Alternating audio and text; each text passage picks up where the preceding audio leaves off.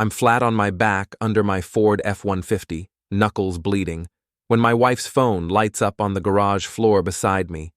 The screen glows like a little rectangle of truth in the dim space, and I can see the preview notification clear as day. Mason. Tonight was incredible. You're my real adventure, Claire. Can't wait to escape with you again. 3 heart emojis. 3. Before we dive deeper into this story, I have one small request. Please subscribe, drop a like, comment, and hit that hype button to boost this channel so more people can discover these incredible Reddit stories. I slide out from under the truck slowly, carefully, like I'm defusing a bomb instead of just processing the fact that my marriage just exploded. My hands are smeared with transmission fluid and cut from scraping my knuckles on a bolt, but I answer the phone anyway. Her password is still our anniversary, October 14th. Bless her predictable, cheating heart. The messages go back weeks, months, maybe. I scroll through a highlight reel of my humiliation, late-night meetups, stolen afternoons, complaints about me. He's so boring. He doesn't understand ambition. I need more than what he can give me. My name is Alex Carter. I'm 35 years old. I own a small appliance repair business, and apparently, I'm not enough adventure for my wife. I hear her heels clicking on the driveway. She's home from another late night at the office. I slide the phone back exactly where it was, wipe my hands on a rag, and roll back under the truck. My heart is hammering, but my face is calm. Years of dealing with difficult customers taught me how to keep a poker face when everything inside is screaming. Alex? Claire's voice echoes in the garage. Are you still working on that thing? Yeah, I call out. Almost done. Well, hurry up. I'm exhausted. She pauses. I'm going to take a shower. I bet you are, I think. Got to wash off the evidence. I don't move from under the truck until I hear the bathroom door close upstairs. Then I slide out, stand up, and look at myself in the reflection of the truck's chrome bumper. I look exactly the same as I did an hour ago. Same brown hair getting a little gray at the temples, same tired blue eyes, same grease-stained work shirt. But everything is different now. The thing is, I'm not surprised. Not really. Claire has been distant for months. She started dressing better, working out more, always on her phone. Classic signs, right? But I'd convinced myself I was being paranoid. She's a PR executive at a downtown firm, ambitious and driven. I told myself she was just focused on her career. I'm an idiot. I clean up slowly, methodically, giving myself time to think. By the time I walk into our bedroom, Claire is already in bed, her back to me, phone glowing in her hands. Good night, she says without turning around. Night, I reply. I lie there in the dark, listening to her thumbs tapping on the screen. She's texting him. Right now. With me lying 3 feet away, something cold and hard settles in my chest. It's not quite rage yet. That'll come later. Right now, it's just clarity. Crystal clear, brutal clarity. My wife doesn't love me anymore. Maybe she never did, and I'm done pretending everything is fine. The next morning, I wake up before dawn. Claire is still asleep, her phone finally dark on the nightstand. I get dressed quietly and head to my gym, a rundown boxing place called Knockout Fitness on the east side of town. It's my refuge, the one place that's completely mine. Jules is already there, working the heavy bag. He's 50-something, ex-cop, built like a fire hydrant, with gray stubble and sharp eyes that don't miss much. He's been teaching me to box for the past year, and somewhere along the way, he became the closest thing I have to a real friend. You look like hell, he says when he sees me. Feel like it too. I start wrapping my hands. Found out Claire's cheating. Jules stops mid-punch. You sure? Saw the texts. Guy named Mason. They've been at it for a while. Damn. He wipes his face with a towel. What are you going to do? I don't know yet. I start hitting the speed bag, letting the rhythm calm my thoughts. Part of me wants to confront her right now, throw her stuff on the lawn. Classic move. But? But that's what she'd expect. Drama, emotion, me falling apart while she plays the victim. I hit the bag harder. She told me last month that marriage doesn't mean I'm her top priority, said she has other important things in her life. Jules whistles low. Cold. Yeah. So I'm thinking, why give her the satisfaction? Why let her control the narrative? What's the alternative? I stop punching and look at him. I stop caring. I stop trying. I let her see what it's like when I'm not there anymore. Jules grins. Psychological warfare, I like it. Is that evil? Brother, she's the one sleeping around. You're just protecting yourself. He claps me on the shoulder. But be smart about it. Don't do anything stupid or illegal. I won't. But even as I say it, I can feel something dark and calculating waking up inside me. Something that wants more than just protection. Something that wants revenge. I spend the next week becoming invisible in my own home. I stop asking Claire about her day. I stop trying to make conversation over dinner. I stop initiating any kind of affection. When she talks, I give her one-word answers. When she's home, I'm at the gym or in my workshop. At first, she doesn't notice. She's too wrapped up in her phone, her work, her secret life. But by day 5, I can see it starting to bother her. She keeps glancing at me, waiting for me to ask questions, to engage. I don't. On day 7, she finally snaps. What's wrong with you? She demands over dinner. Takeout Chinese that I picked up without asking what she wanted. Nothing. I don't look up from my phone. You've been acting weird all week. Have I? I meet her eyes. Sorry, I've just been focusing on my priorities. Like you said, marriage doesn't mean you're my top priority. Her face flushes. That's not what I meant. Isn't it? I stand up, taking my plate to the sink. You were pretty clear, Claire. So I'm just following your lead, living my own life. Shouldn't be a problem, right? I walk out before she can respond, leaving her sitting at the table, alone. Through the doorway, I can see her staring at her food, her expression confused and angry. Good. Let her wonder. Let her worry. That night, I hear her on the phone in the bathroom, voice low and urgent. I press my ear to the door. Don't know what's wrong with him. He's being so cold. No, I can't just leave yet. There are finances to figure out. Mason, please, I just need more time. I smile in the darkness. She wants more time? Fine. I'll give her time. I'll give her enough rope to hang herself. My neighbor, Mrs. Patterson, catches me the next morning as I'm leaving for work. She's 70-something, lives alone, and knows everyone's business on the block. Alex, dear, she calls from her porch. Do you have a minute? I walk over, coffee in hand. Morning, Mrs. Patterson. What's up? She leans in conspiratorially. I probably shouldn't say anything, but, well, I saw Claire's car at that new condo complex downtown last Tuesday. The expensive one by the river. She was there for hours. My jaw tightens, but I keep my voice casual. Oh? Maybe she was visiting a client. At 11 p.m.? Mrs. Patterson raises an eyebrow. And I saw her there again on Thursday. Same time. With a man. I appreciate you telling me, I say quietly. She pats my arm. You're a good man, Alex. You deserve better.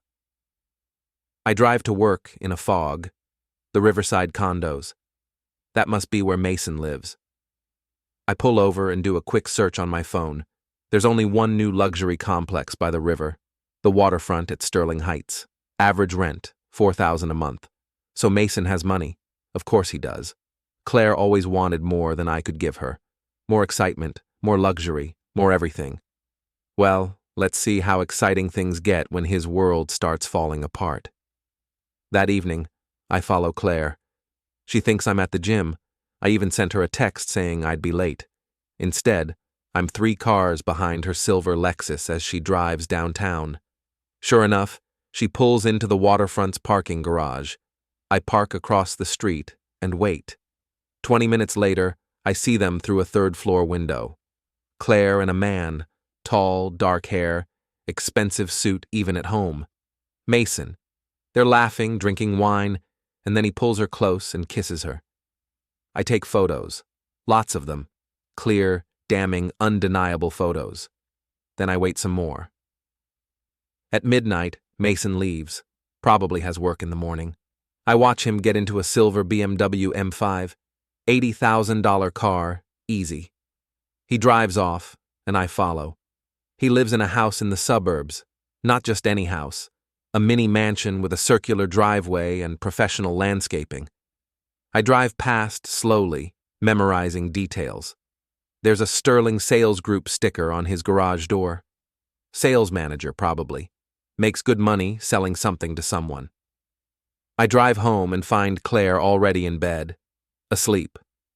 Her hair is damp from another shower. She smells like expensive cologne that isn't mine. I lie down beside her, my mind racing with possibilities. The next morning, I'm up at 5 a.m. researching. Mason Sterling, I found his full name on his company's website, is a regional sales manager for a medical equipment company. 47 years old, divorced twice, no kids. His social media is full of photos of expensive restaurants, golf courses, and exotic vacations. He's exactly the kind of guy Claire thinks she deserves. I spend the weekend planning. Jules meets me at the gym on Saturday, and I lay it all out for him. I'm going to make them both miserable, I say. But I'm going to be smart about it. Nothing illegal. Nothing they can trace back to me. What's the first move? Jules asks. I'm going to hit Mason where it hurts, his ego and his wallet. Then I'm going to let Claire watch her perfect escape plan crumble. How? I grin. You'll see. Monday night, I wait until 2 a.m., then drive to Mason's house. I'm wearing dark clothes and gloves. In my backpack, I have a key tool I use for work, a bag of raw shrimp, and a bottle of liquid ass, a prank spray with an awful smell. I pop the hood of his BMW, easy enough with the right tools, and stuff the shrimp deep into the engine compartment, near the heat sources. Then I spray the liquid ass into his AC vents through the intake under the windshield. Finally, I use a valve core tool to slowly deflate all 4 tires, not slashing them, just letting the air out. Completely legal, technically. Before I leave, I put a note under his windshield wiper. Bad things happen to homewreckers. This is just the beginning. I'm home by 3:30. Claire never wakes up. The next evening, Claire comes home in a fury. Someone vandalized Mason's car, she shouts, storming into the living room where I'm watching TV. I look up calmly. Mason? Who's Mason? She freezes. A colleague, from a partner company. Someone messed with his car and left a threatening note. That's terrible, I say flatly. Did he call the police? Yes, but they said there's not much they can do. No cameras caught anything. She's pacing now, agitated. Who would do something like that? I shrug. Maybe he pissed off the wrong person. You said he's in sales, right? Probably screwed over a client. She stares at me, and I can see the wheels turning in her head. Does she suspect? Does she care? I keep my expression neutral, bored even. Yeah, she says finally. Probably. She disappears into the bedroom, and I hear her on the phone again, voice soothing. It's okay, baby. It's just a prank, some idiot. No, there's no way anyone knows. Oh, but I do know, Claire, and this is just the beginning. Over the next 2 weeks, I escalate carefully. I create a fake email account and send anonymous tips to Mason's company about his inappropriate relationships with clients' wives. Nothing specific, just enough to plant seeds of doubt. I also start making changes at home.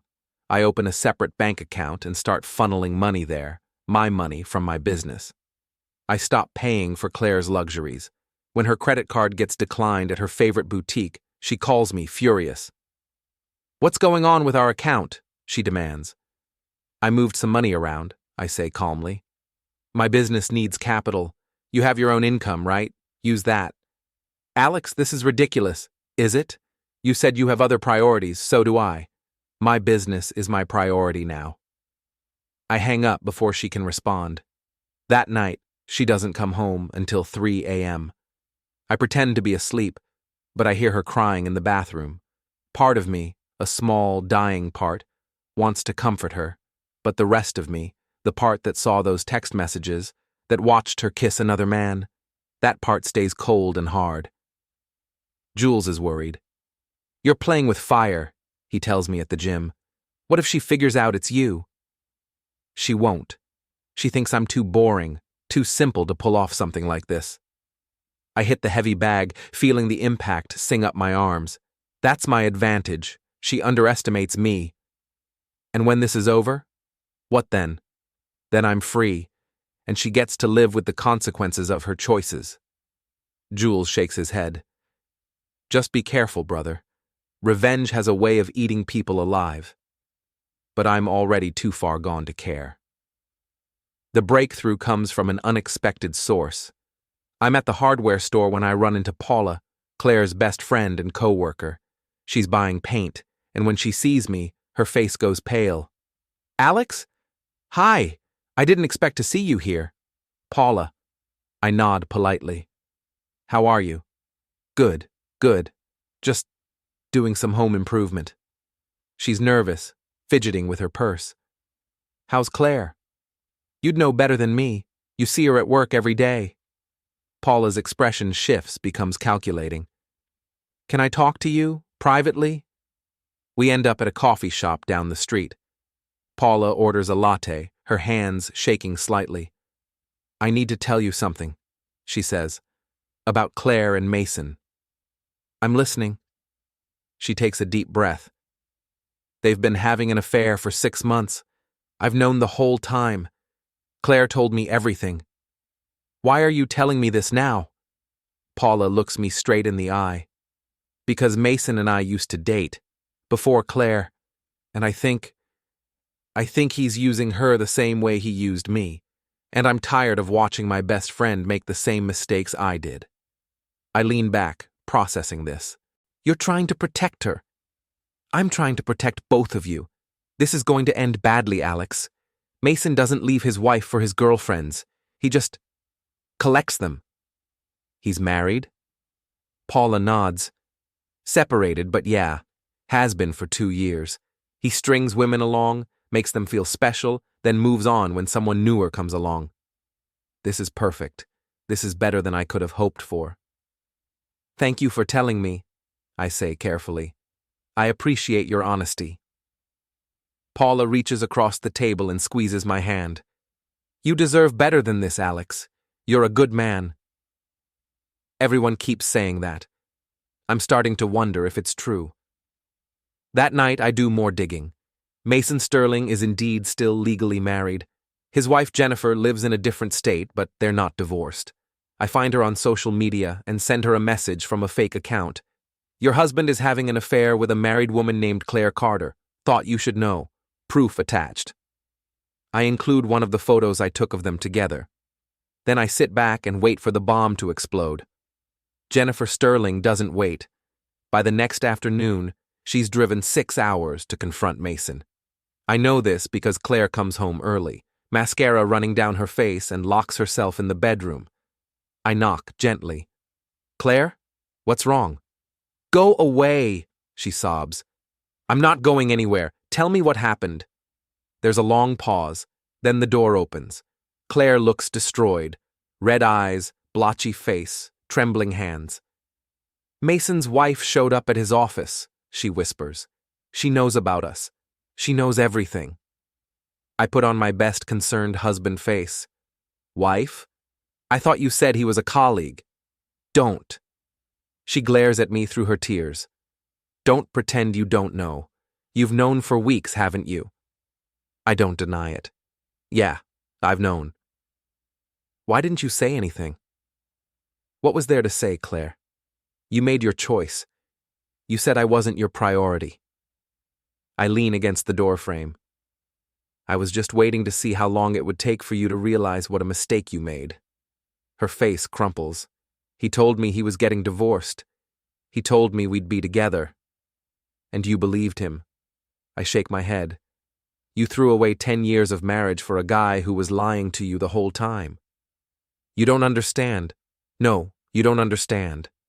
My voice hardens. You humiliated me. You made me feel worthless. And now you want sympathy because your affair partner turned out to be exactly what he seemed. A liar and a cheat? Claire stares at me like she's seeing me for the first time. Who are you? You're not the man I married. Neither are you the woman I married. I guess we're both strangers now. I walk away, leaving her crying in the doorway. Over the next few days, everything accelerates. Mason's wife files for divorce and names Claire in the paperwork. The gossip at Claire's office becomes unbearable. Paula tells me everything, calling me with updates. They're calling her a homewrecker, Paula says. HR is talking about letting her go. It's a mess. And Mason?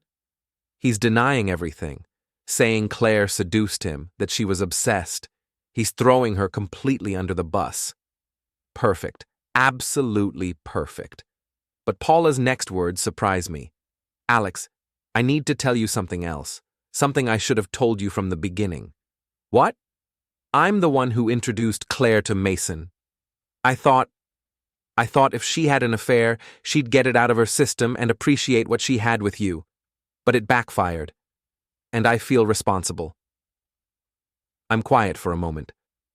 Why would you do that? Because 3 years ago, Claire slept with my boyfriend. She stole him from me, then dumped him when she got bored. I wanted her to know how it felt. Paula's voice breaks. But I didn't mean for it to go this far. I didn't mean for you to get hurt. So Paula orchestrated this whole thing as revenge against Claire, and I walked right into the middle of it. Does Claire know? I ask. No, and I'm not going to tell her, but you deserve to know the truth. I thank her and hang up, my mind reeling. Everyone in this story is playing games. Everyone has an agenda. And I'm right in the middle of it all, pulling strings of my own. The confrontation I've been waiting for finally happens on a Friday night. Claire's friends, the ones who used to be my friends too, show up at our house. There's Derek and Amanda, Jake and Sophie, couples we've known for years. They're here for an intervention, apparently. Alex, we need to talk, Derek says as they file into our living room. About how you've been treating Claire. I lean against the wall, arms crossed. How I've been treating her. She told us everything, Amanda says. About how cold you've been, how you've cut her off financially, how you've been making her life miserable. Did she tell you about Mason? I ask calmly. They exchange glances. She made a mistake, Sophie says, but that doesn't give you the right to punish her like this. I laugh, a harsh, bitter sound. A mistake? She had a 6-month affair. She told me I wasn't her priority. She chose another man over me, over our marriage. And you're here to tell me I'm the bad guy? You're supposed to be the bigger person, Jake says. You're supposed to forgive. Why? I push off the wall, facing them. Why do I have to be the bigger person? Why do I have to forgive someone who doesn't even think she did anything wrong? Because that's what good people do, Amanda insists. Then I guess I'm not a good person anymore. I look at each of them. Let me ask you something. If your spouses cheated on you, would you just forgive and forget? Would you be the bigger person? Silence. That's what I thought. I head toward the door and open it. This conversation is over. Get out of my house. Alex, Derek starts. I said get out. My voice is loud enough that they all flinch. You're not my friends. Friends don't defend cheaters. Friends don't make excuses for betrayal. So take your self-righteous intervention and get the hell out. They leave, one by one, shooting me looks of disappointment and disgust. Claire watches from the stairs, crying again. When they're gone, I turn to her. Happy now? You've turned everyone against me. I didn't mean... You never mean anything, Claire. That's your problem. You just do whatever feels good in the moment and expect everyone else to deal with the consequences. I'm sorry, she whispers. I'm so sorry, Alex. I made a terrible mistake. Can we please just No. I cut her off. We can't. This marriage is over. I want a divorce. Her face goes white. You don't mean that. I've never meant anything more in my life. I head upstairs to the guest room where I've been sleeping for the past week. My lawyer will contact you on Monday. I close the door on her sobbing, and for the first time in months, I feel something like peace. The divorce proceedings are brutal. Claire fights me on everything: the house, the savings, even my business equipment. She hires an expensive lawyer and tries to paint me as financially abusive and emotionally cruel. But I have evidence. I have the text messages I recovered from her phone. I have the photos of her with Mason. I have bank statements showing that I only moved my own business earnings, not our joint money. And I have Paula, who's willing to testify about Claire's affair. Claire's lawyer tries to argue that her affair was a symptom of my neglect, that I drove her into Mason's arms. My lawyer, a sharp woman named Patricia, who reminds me of a shark in a power suit, destroys that argument in minutes. Your client admitted in text messages that she found her husband boring, Patricia says calmly. She called him unambitious. She said, and I quote, "I need someone who can keep up with me. That's not neglect. That's premeditated infidelity." Claire's lawyer has no response. While the divorce drags on, I focus on rebuilding my life. I throw myself into my business, taking on bigger jobs, hiring an assistant. I work out every day at the gym with Jules, getting stronger, faster, more confident. I start dating, nothing serious, just reminders that I'm still attractive, still wanted. And I watch from a distance as Claire's life falls apart.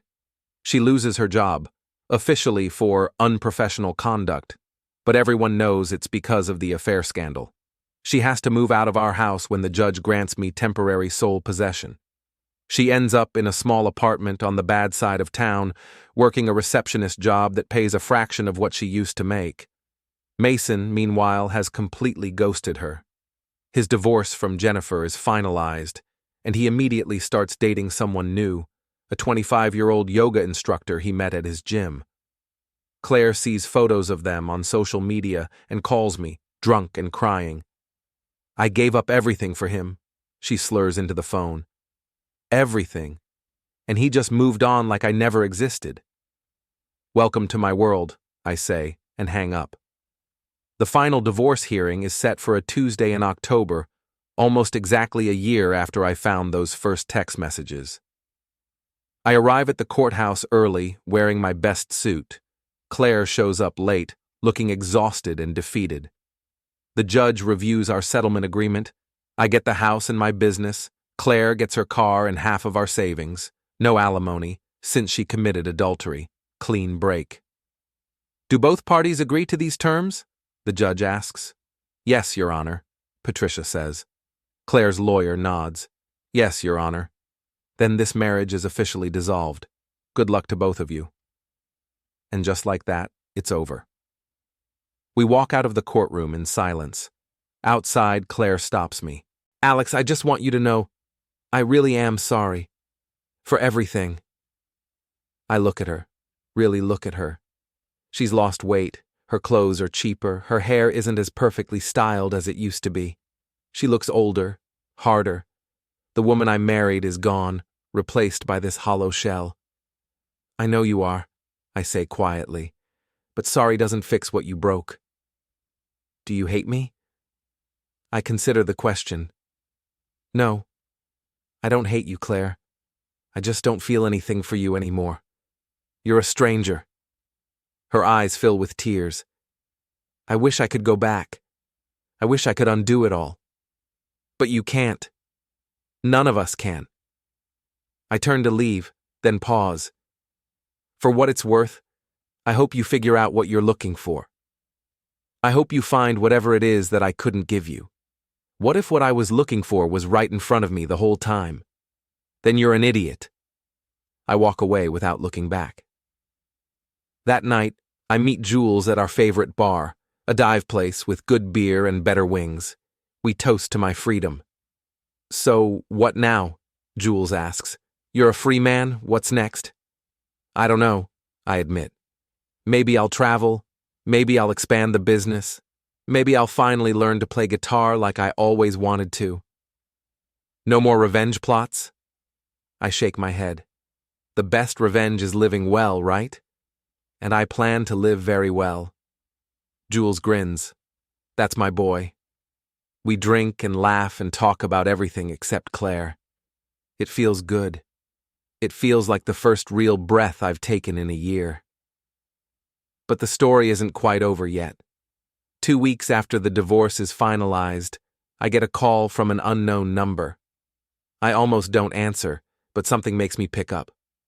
Hello? Alex Carter? A woman's voice, unfamiliar. Speaking.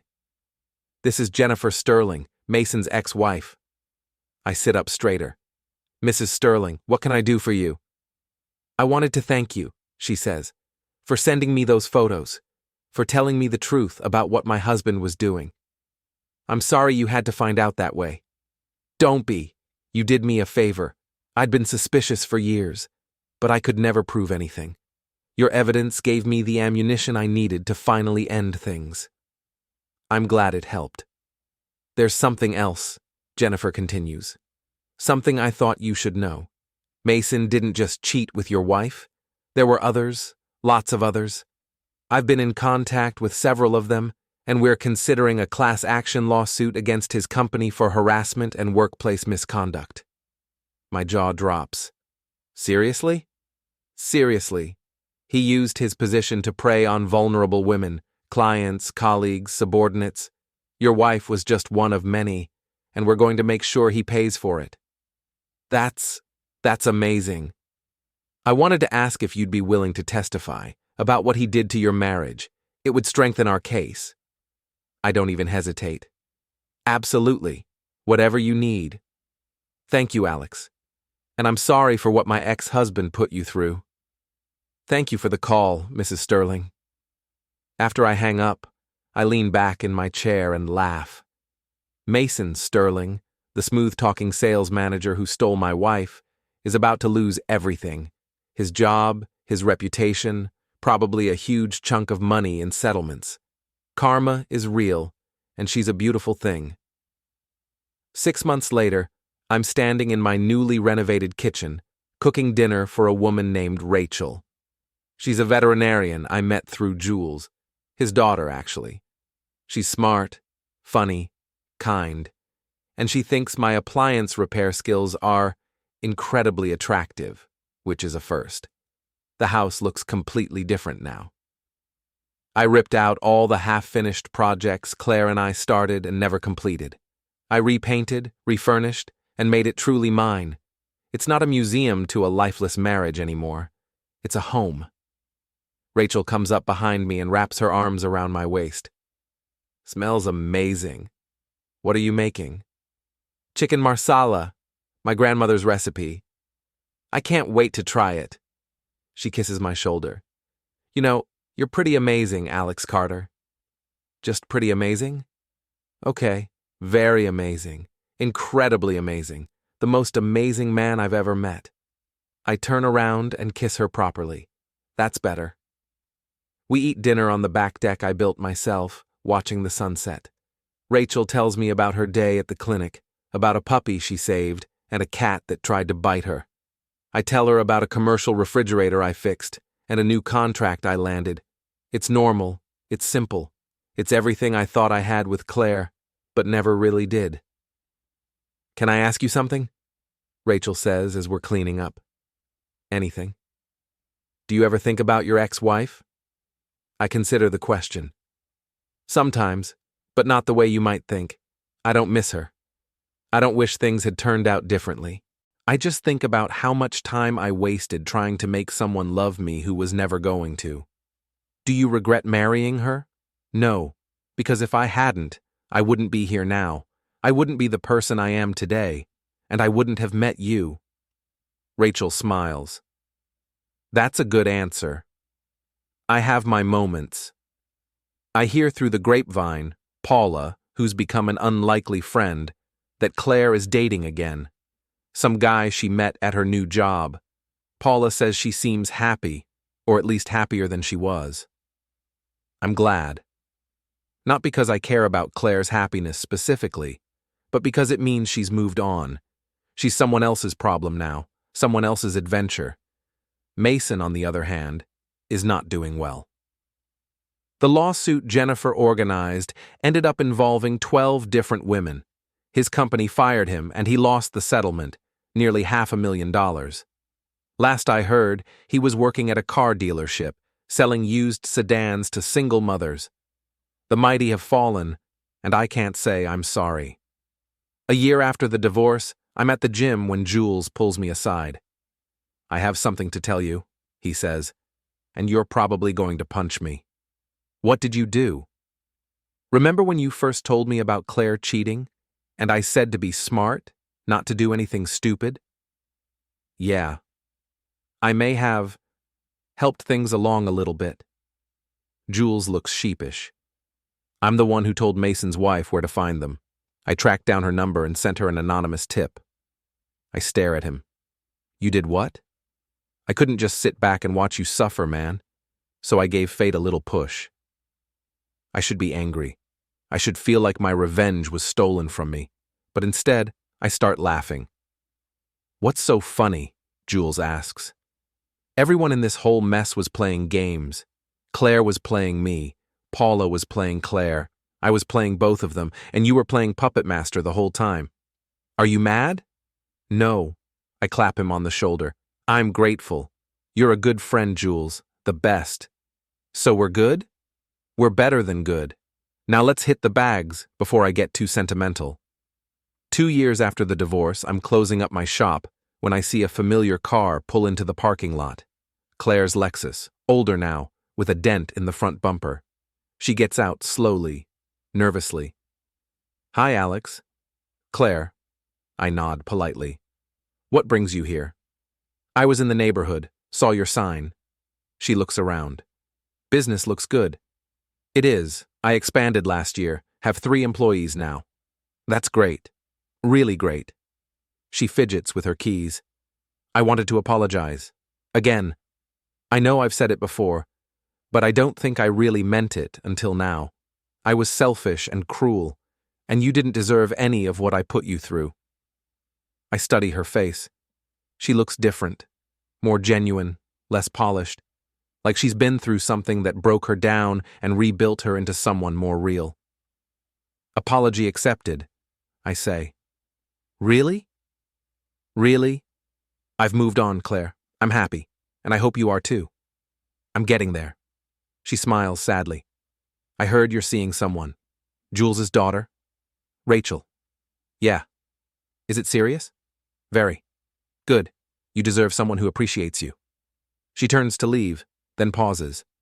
"For what it's worth, you were right. About everything. I was looking for something that was right in front of me the whole time, and I was too stupid to see it. We all make mistakes, Claire. The important thing is learning from them." "Did you? Learn from your mistakes?"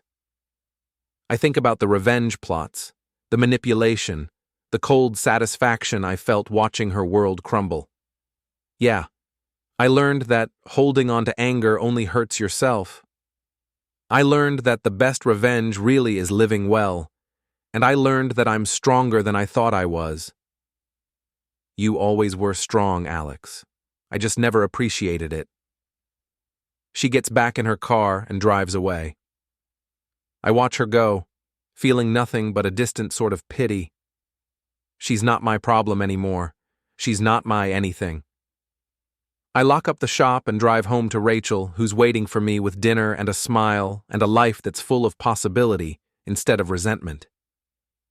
3 years after the divorce, I'm standing in my backyard, watching Rachel play with our new puppy, a golden retriever she brought home from the clinic. The sun is setting, painting the sky in shades of orange and pink. The house behind me is full of warmth and laughter and love. Jules walks over, beer in hand. We're having a barbecue. Friends, family, people who actually care about me. "You did good, kid," Jules says, surveying the scene. "Real good. Thanks to you." "Nah, you did this yourself. I just gave you a little push when you needed it." "Some push." He grins. "What are friends for?"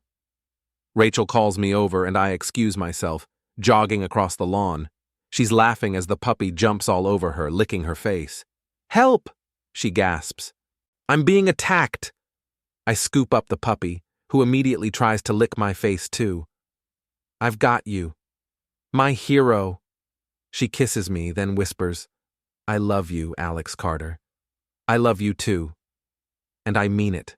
Not the desperate, clinging love I had for Claire. Not the love that was really just fear of being alone. This is real love, solid, steady, built on trust and respect and genuine affection. This is what I was looking for all along. 5 years after the divorce, I'm standing in a different backyard, wearing a tuxedo. Rachel is walking down the aisle in a white dress, her father giving her away. Jules is my best man, grinning like an idiot. When Rachel reaches me, she's crying happy tears. "Hi," she whispers. "Hi," I whisper back. The ceremony is short and sweet. We exchange vows we wrote ourselves, promises to love, honor, and support each other through whatever life throws at us. When the officiant pronounces us husband and wife, everyone cheers. At the reception, Jules pulls me aside. "I'm proud of you, Alex. You took something terrible and turned it into something beautiful. I had help. Maybe, but you did the work. You could have let what Claire did destroy you. Instead, you became a better man. I don't know about better, just different." "Better," Jules insists. "Trust me." Later, as Rachel and I dance our first dance as husband and wife, I catch a glimpse of someone in the crowd. For just a second, I think it's Claire. But when I blink, the figure is gone. Maybe it was never there at all. Maybe it was just a ghost of the past, finally laid to rest. Rachel pulls me closer. "What are you thinking about?" "How lucky I am." "That's a good thought." "I have good thoughts now." She laughs, and the sound fills my heart with joy. The revenge I took on Claire wasn't the dramatic confrontations or the financial manipulations or even watching her affair partner fall from grace. The real revenge was this. I'm happy. Genuinely, deeply, completely happy. And she's not. She's stuck with the consequences of her choices, while I'm free to build a new life with someone who actually values me. That's the best revenge of all. As Rachel and I drive away from the reception, tin cans rattling behind our car, I think about the man I was 5 years ago, broken, angry, desperate for vindication. I barely recognize him now. "What are you smiling about?" Rachel asks. "Just thinking about how far I've come." "We've come," she corrects. "We're a team now." "We're a team now," I agree. And as we drive off into our future together, I leave the past behind once and for all. Claire, Mason, the betrayal, the pain, it's all just a story now, someone else's story. Mine is just beginning.